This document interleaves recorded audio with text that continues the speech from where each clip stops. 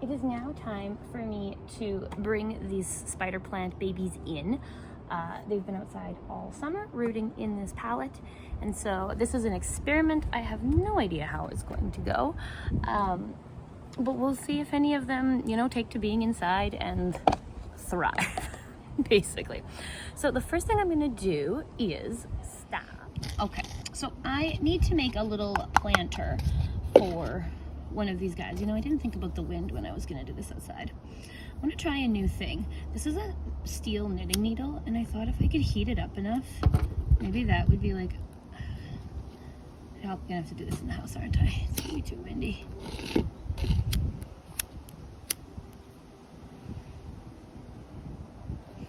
Okay, I need a candle. Oh, look at these professional angles. Oh, awesome. Okay, so I have a candle now. I'm gonna attempt to heat up this knitting needle enough to turn this old yogurt container into a planter so that it has drainage. Now, in the past when I've done this, I've just busted it with a nail, and sometimes the container breaks, and like that's fine because there's lots of yogurt containers, but I guess this time I decided to try this method.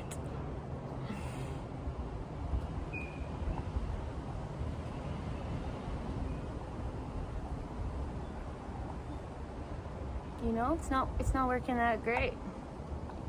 It's not working that great. Well, back to plan A.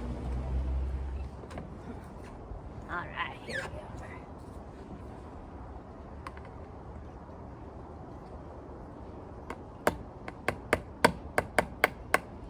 Found this tiny little hammer. It seems much better for this. 10 out of 10 would recommend a dainty hammer for a dainty job. Who knew?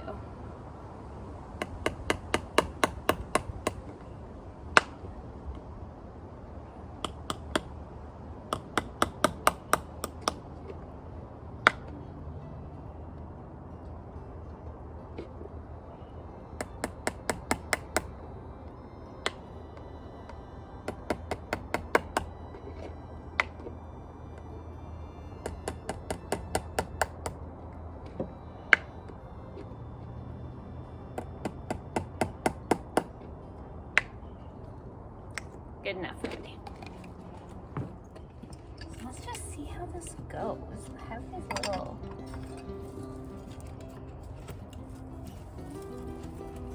pretty sure these tools are like from Dollarama, but no complaints from me. They work.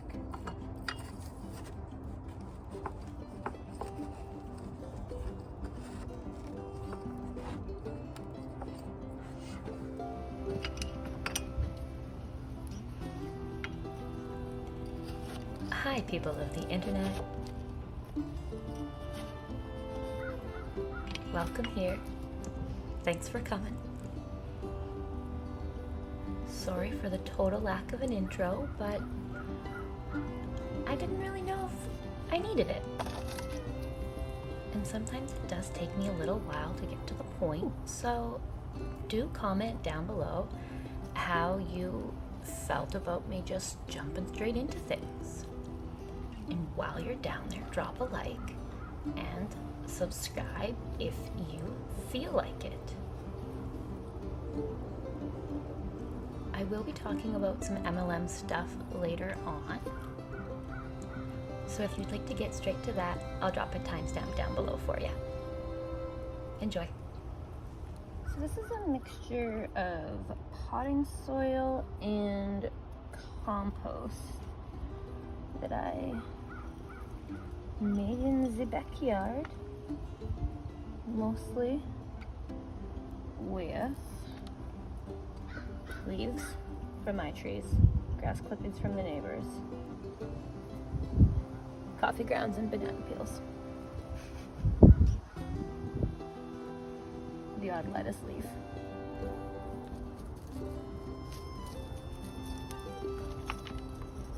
How big this root is.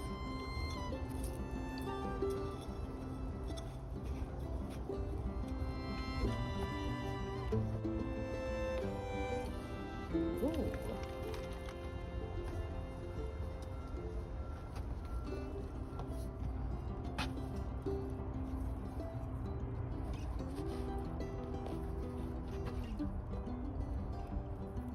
And watch the branches fall, old and thirsty, alone, for the flood to come back around. Cactus in the valley, it's about to crumble down and wipe the mark of madness from my face.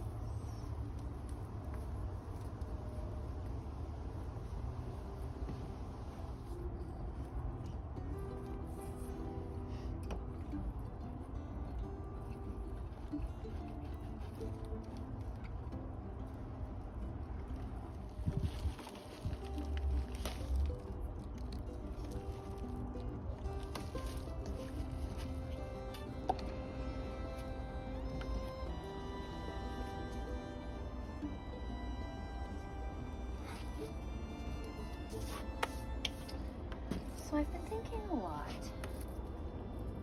about like kind of like the unspoken sacrifices of being in excuse me, of being in an MLM. And one of those sacrifices is hobbies. And I'm not speaking only on my own experience.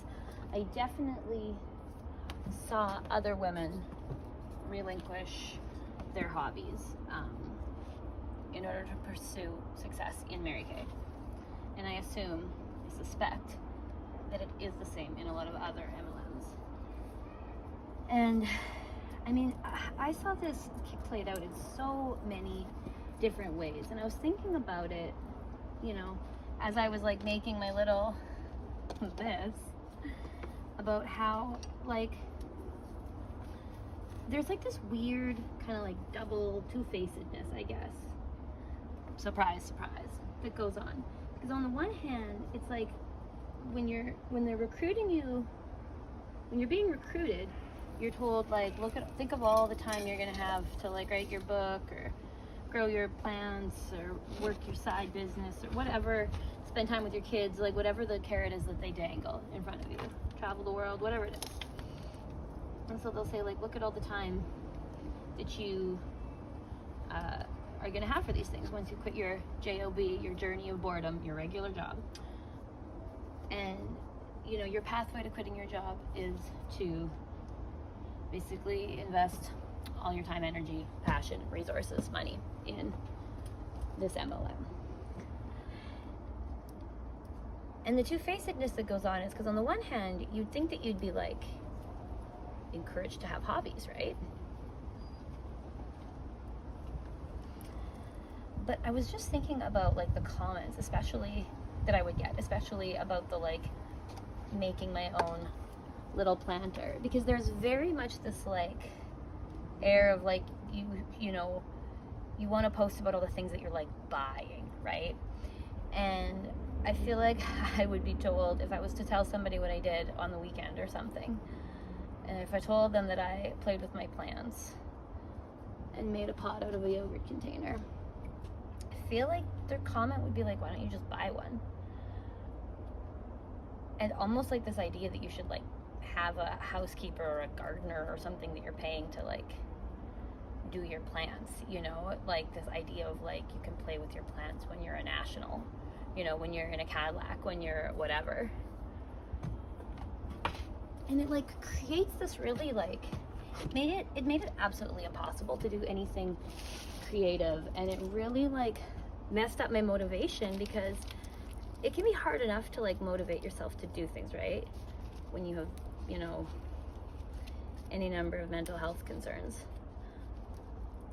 But to have this like extra layer of guilt on top of it that you should always be working, And I always felt like I had to like hide if anything that I did that wasn't work related, because my business was such an absolute dumpster fire. My finances were in such shambles, so it was like I couldn't afford to do anything but work, but at the same time I like didn't freaking want to do it. So it just like created this like extra guilt and shame spiral, because I felt like I should be, you know, I felt like it was my fault that my business wasn't successful because I wasn't working hard enough and I wasn't focused enough. And like, we met for a breakfast one Saturday morning, and our national was asking the girls what they were doing that day, and one girl was going to donate blood, and my national shamed her for it, for her donating blood. And she shamed her for it because she said, oh, you're going to be tired, you should like just go out and stalk people at the mall and get leads. Like, it was just so much like work, and this idea that like absolutely every minute of the day had to be, every minute from the hours of 9 a.m. to 9 p.m. that was like people time. That was like the time when you were supposed to be out in the public or making booking calls or holding skincare classes or doing recruiting appointments. Like, literally I heard the hours from 9 to 9 so much. Don't do your office hours between 9 to 9, that's people time. Don't clean your house between 9 to 9, that's people time. And it created like, I need another pot? 1, 2, 3, 4, 5, 6, 7, 8, 9, 10. Need another one.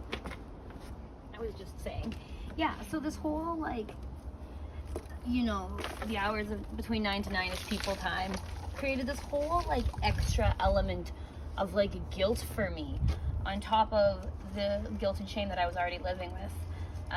That I wasn't like I like somehow had this expectation in my mind that and like that's exactly it. Of course nobody was doing it. My senior, nobody's working from 9 till 9 like 5 or 6 days a week. That's like insane. That's ridiculous. Who would and why? But like, and why would you tell people to? Like, I don't even understand. Like, it's just got to be more of that like weird culty brainwashing shit, slash like wanting people to think that you like work so hard and so you deserve your success, and that it's not from like scamming people and lying, it's from how hard you work, and you want to like set this example because I guess you want to like show your recruits how hard you're working and like instill this sense of like meritocracy, and that the reason that they aren't as successful as their recruiter or their senior or whatever is because they haven't like worked as hard enough, they haven't made enough sacrifices yet. Maybe that's the reason that this like toxic hustle culture comes in, because it's like because there was often a discussion behind the scenes of we have to stop, you know, talking only about the work because it's not appealing, and like who would want to join us, right? You need to also post about like holidays and family time and days off, and make sure that you're like modeling the lifestyle, right? Oh, but then PS, the like modeling the lifestyle. So I went on a trip to Iceland while I was in Mary Kay that we absolutely could not afford, but it was a priority and we made it happen. And I won't go into how, but the trip was wonderful. But I remember I was so encouraged about this trip and everyone was so supportive about it, and I remember like thinking it was weird that I wasn't experiencing like more shame or guilt about leaving. And then like just a couple days or maybe weeks before we were supposed to go, I remember I was talking to my national, we were planning the month, and she was like, you're getting a SIM card, right? Like, just absolutely assumed that I would be working from my phone the entire time I was in Iceland. And I remember talking to this one girl, okay, but I need a bigger pot. I remember talking to this one girl who I looked up to because she was traveling like all the time, like every month. Like she'd be like in Canada sometimes like 8 days a month. And I asked her like, how do you do it? How are you able to like maintain your unit and like track Cadillac and stuff and be traveling all the time? And she said, I just get a good like SIM card and my unit doesn't even know I'm gone. And like, I don't know about you guys, but that like never appealed to me. I have absolutely no interest in going to the other side of the world to like be checking my freaking phone all the time with like work related crap. Like, I understand the concept of remote work, but to the extent where I can't do like a couple hours in the morning and the evening from the hostel, like that I would need to like have a SIM card in my phone to be like for my team to not even know that I'm gone. Like, I just, It's not for me, that's for sure. That is not for me. What was I just saying?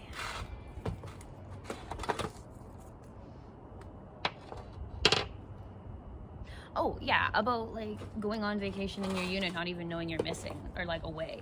I just have absolutely no desire to live that way, like absolutely none. And you know, I really thought that there was something wrong with me at the time, that I wasn't like willing to do what it takes or whatever. But now, you know, I haven't actually said this to anybody, but like you guys can let me know in the comments, but I have a sneaking suspicion that there aren't actually very many people who would find that appealing. The idea of getting to travel, but you're working so much that like it's like you're not even gone. I just like, what is the freaking point, man? You know, like for me, like I won't get off track too much, but for me, like the magic of traveling, I think, is like the feeling of having like absolutely no strings attached, you know, nowhere to be, absolute freedom. Got nowhere to be, it doesn't mean anything. Yeah, like it's just the feeling of having nowhere to be, no expectations, nowhere to be. You just get to follow your interest and your heart's desire. And I just, man, that is my jam. So to feel like I had to, you know, be tied to work in that way is just very, very not appealing to me. And so that's like another example of how it's like you can have a hobby, but, right? And so like you can have a hobby, but it needs to cost you money, right? Like this, you know, there's some people who'd be like, oh, so cool and creative. You know, I don't want to say everybody, right? Of course, hashtag not all Mary Kay women. But like, there was also very much this idea of like you should pay people to do things so that you have more time to put towards your Mary Kay. And you should like make as much money in your Mary Kay as you can so that you can pay people to do like your dishes and your laundry and clean your house and raise your kids, whatever. Not that there's anything, again, like, I mean, I aspire to have people cleaning my house and doing my laundry and feeding me and raising my non-existent kids. Like that's the dream. But like some people want to do that. Okay, so here's another example of, I'm telling everybody stories today. Here's another example. So there was a girl who was a newer director, and she was the mom of 5 kids, and she homeschooled them. This was before COVID. She was homeschooling them. And we were at another one of these recognition Saturday morning brunches, and once again, like, or actually I think we were at some kind of a director thing, and once again our national was like, what have you been up to? And this new director was like, oh, well, you know, I had the best day. I just spent the afternoon baking bread. And like right away my national was like, you shouldn't be spending your time baking bread. You should go, you know, you should pay somebody to do it, or you should go to the health food store and buy bread. You should be spending, you know, your time doing Mary Kay. And then this director / mom of 5 was like, well, it was like a Sunday and it was like a really nice day with my family. And then her national was like, oh, it was a Sunday. Well, like, okay, like you're like, she can only fucking make bread on a Sunday? Like, good Lord. So incredibly toxic. So it's like, you know, and then of course it would be great if you could take a picture of yourself baking bread with your kids and then like, you know, spam it all over social media and brag about like how flexible and blessed your life is, right? Would be the ultimate MLM way to do it. So the fact that for me, my business was not where it needed to be, as in I was absolutely fucking starving to death and embarrassed at everything I went to, and felt like a liar and a fraud everywhere. And so this added like an extra layer of guilt and shame, because I couldn't even post about myself enjoying myself, because I felt like this pressure to be doing Mary Kay stuff because my business was so shitty, right? So it felt like I couldn't afford or didn't have time, like I didn't deserve to do fun things like transplant all my little spider babies into these little pots to see how many of them make it. Like I would have felt, and that was like another reason that I felt the need to hide my social media, I realized, because on the one hand I thought that I was hiding like a Drake quote, I thought I was hiding my Mary Kay from the world. Turns out I was hiding the world from my Mary Kay. But kind of like, I thought that I didn't want people to find out who I was in my personal life Like, I thought that I was afraid of people from the internet bullying me if they found out that I was in Mary Kay. And that's why I wanted to keep like them so insulated. And I was so afraid of getting like found out. But then I realized today that I was just as worried about people in Mary Kay seeing, probably way more worried, let's be honest. I was way more worried about people in Mary Kay seeing what I was trying to make happen with social media, because I just knew, like, I sat in on all the like judgy little bitch fests that went on. And so like when you hear people like gossiping and bitching, you know that they're doing the same when you're not there, right? And so I could just like imagine, like, have you seen Elle? And she's trying to have a YouTube channel. She should try having she should try focusing on her unit. And there was always so much shit talk about like someone who was like a director but also a hairdresser who wanted to open her own salon, and it'd be like, well, just wait, she's not gonna be able to keep her Cadillac because she's splitting her focus. Oh, that was always a thing. You can't chase two rabbits. So then I felt as though I couldn't even like pursue my dream of being a writer, because I felt like I couldn't like write, like I couldn't divide my time and my focus between writing and Mary Kay. And so I thought that I had to make Mary Kay happen before I could pursue writing, or before I could pursue YouTube or whatever. And so I didn't want anyone in Mary Kay to find out that I was pursuing, other means of self-expression, because it just seemed like Mary Kay was supposed to be, like my absolute fucking everything. And I'm realizing how incredibly crazy and culty that sounds. That's wild. Man. I have one more crazy story I want to tell you. Yes, good. I have at least one more. Oh, I have a few more of these. Oh, there's the one that I was missing. Oh, and it's so cool in purple too. Oh, well. I just remembered another. So here's another messed up leading by example. So my senior, I have to tell this story about her. My senior director has the most beautiful singing voice that you will ever hear in your entire life. I remember I went to Bible college with her, and so I heard her sing, and she would sing at church things and at Christmas and whatever. The most beautiful singing voice. Chills up and down my arms, raise the hair all over my whole body every time. She has an incredible singing voice. A couple years into my Mary Kay business, she made the decision to quit the church choir, where she would often do solos and stuff, because she decided that she needed to focus more on becoming a national. And so she quit. She still sang, like some parts for Christmas or whatever, but she no longer went every Wednesday evening for choir practice, because she wanted to spend that time growing her Mary Kay business and putting her effort. She decided that she's frustrated that she's not a national, and she isn't gonna join the church choir again until she is one. And that was years ago. And so this is like the sort of example that was like being set before me, I would say. And I just think that it's so incredibly sad.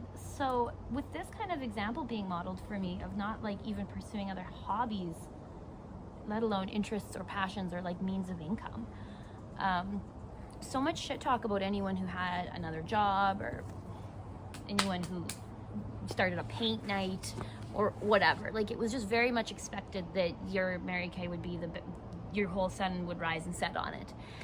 And it made it impossible to be creative. And it made it so hard to, like, it was just this extra layer to break out of, to post. And it kept me from working on things in my house, because it was just like I felt guilty if I used my time for anything other than Mary Kay stuff. And so I didn't want to do Mary Kay stuff, so I just kind of like developed really unhealthy habits about how I wasted my time trying to like hide from reality. So if you were wondering, it is my preference generally to put things in nursery pots, and then just set them in like a cute liner, as opposed to these ones which are just dirt. I got these from Dollarama, and I put holes in the bottom when I first got them, thinking that they should have drainage. I now regret that. I prefer this system with the little nursery pots inside. I have a friend who buys himself like dozens upon dozens of plants every year for his yard, and he saves the nursery pots for me. I cannot buy that many plants.